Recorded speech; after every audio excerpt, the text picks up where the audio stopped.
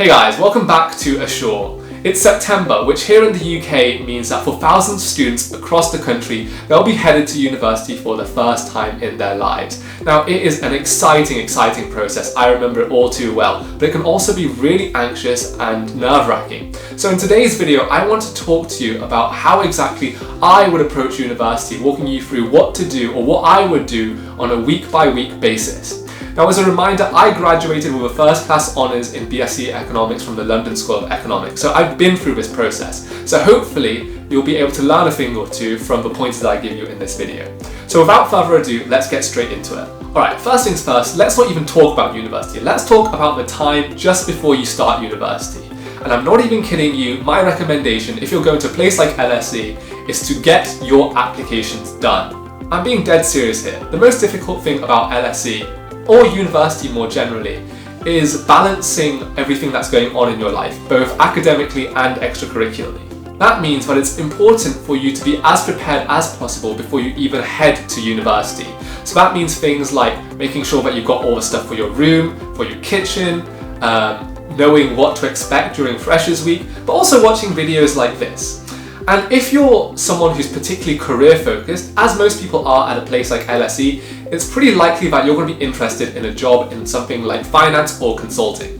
These finance and consulting applications open up in the summer, and if you've never done one before, there are basically lots of small stages that you have to get through. That is things like a CV, a cover letter, interviews, numerical tests, you name it, there's loads of stages. So I've done videos on all of these different things, so if you're interested, make sure to go and click on these videos to learn more about them and how to do well in them. Preparing these stages takes a lot of time, so if you want to better streamline the start of your academic year, get the majority of these applications done before you've even got into university.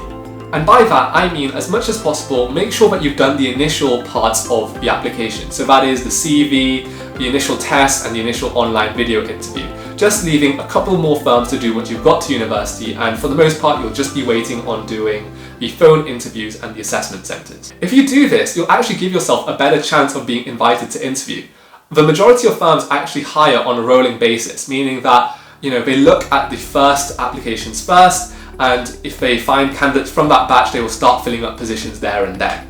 And secondly, the main advantage of doing this is that having got the bulk of it out the way, you can actually enjoy Freshers Week and spend your time focusing on socialising, meeting other people, and making friends. Additionally, I'd recommend that you familiarise yourself with key concepts and principles that you learnt the previous year as part of your A-levels or equivalent. Just by doing a little bit of light reading, you'll be able to really hit the ground running once you hit university, rather than being in a state of shock when you realise that you have to quickly re-remember everything that you've been taught or learnt the previous year. Alright, let's now fast forward to the first 2 weeks of university. This is the time for you to have as much fun as possible, especially if you're a fresher. You won't have covered much content yet, you won't have any upcoming tests, and generally there's very little academic pressure on you.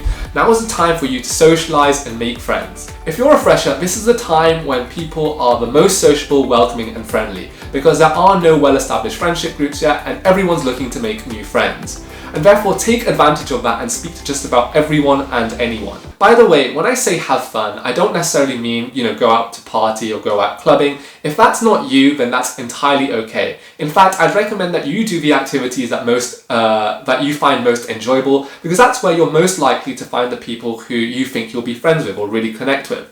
That being said, I think that freshers and university more generally is the perfect time to socialise. It's the perfect time to try new experiences and go into unfamiliar territory.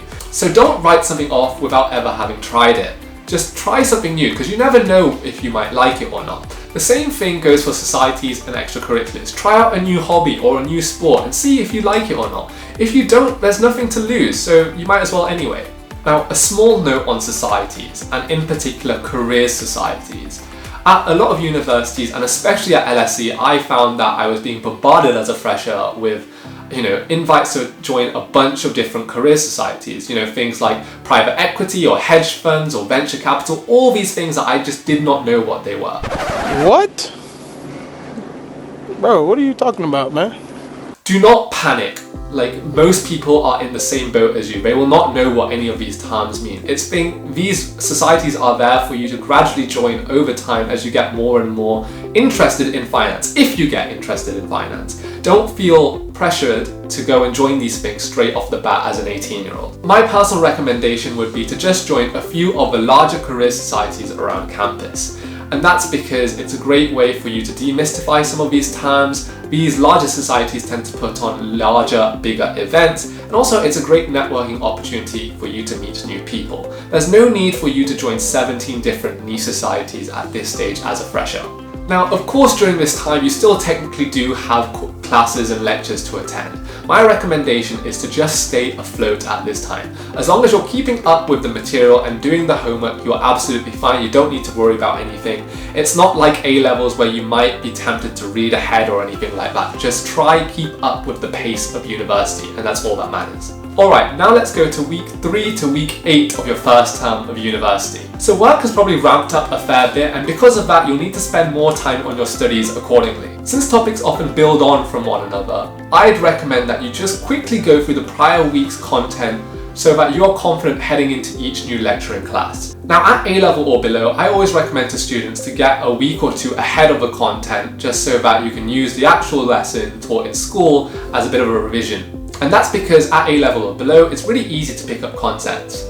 That's not the same at university, where without the lecturer explaining the material in front of you, it's just so much more inefficient to learn that way. So I would just focus on making sure that you understand all the content taught so far, rather than trying to get ahead. Again, assuming you're interested in a career in finance or consulting, it's very likely that you'll be getting invites to interviews or assessment centers around this time.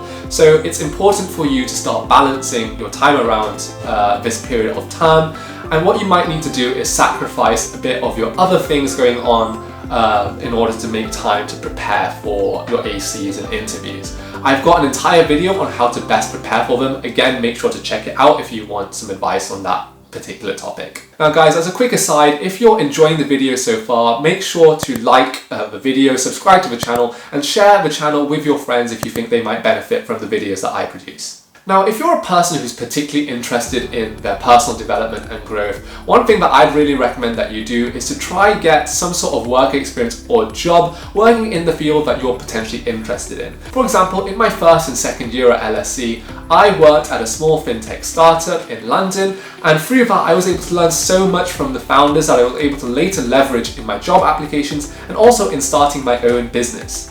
If you just heard all of that and it didn't sound appealing to you at all, maybe you want to do something else. For example, get more involved in a society that you're interested in. Around this period of time, societies might be opening up extra subcommittee positions that will give you an opportunity to get more actively involved in the society and take on a more management or leadership role. And now finally, let's talk about the end of term.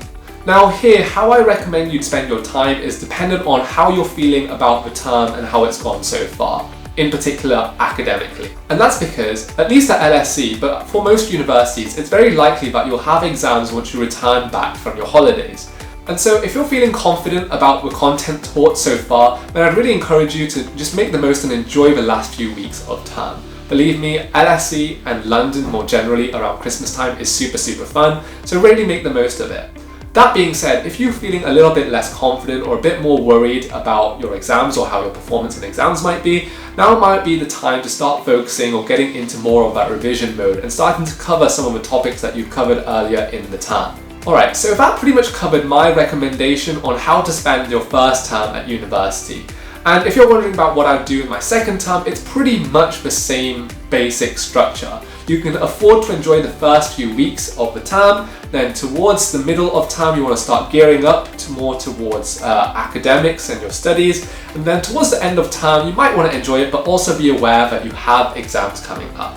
Now if you did enjoy that video, again guys, I'd really appreciate it if you could subscribe and like the video, share it with your friends, and if you're interested in educational consulting or improving your chances of getting into a finance or consulting job, maybe check out my website ASURE.uk, where we have a range of services including CV, cover letter advice, and interview and assessment centre help. Thanks guys, and see you soon.